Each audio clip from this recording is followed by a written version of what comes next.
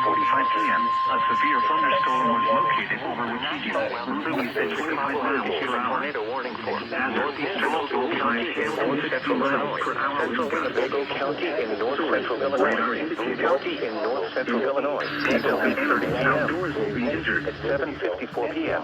Severe thunderstorms capable of producing both tornadoes and extensive straight line wind damage were located near Rockford Airport, moving at 55 miles per hour. Hazard, tornado. Source, radar indicated rotation. Okay. Hit 20 warning issued for the city Rockford. Looks like it's impacting Rockford.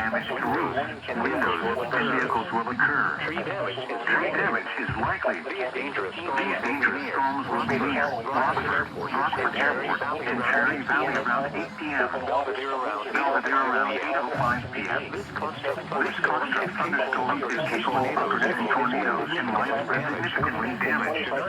Do not wait to see or hear the tornado. For your protection, move to an interior room on the lowest floor of a building. Impact. Boats could suffer significant structural damage in high winds and hail. A severe thunderstorm tornado warning remains in effect until 8:30 p.m.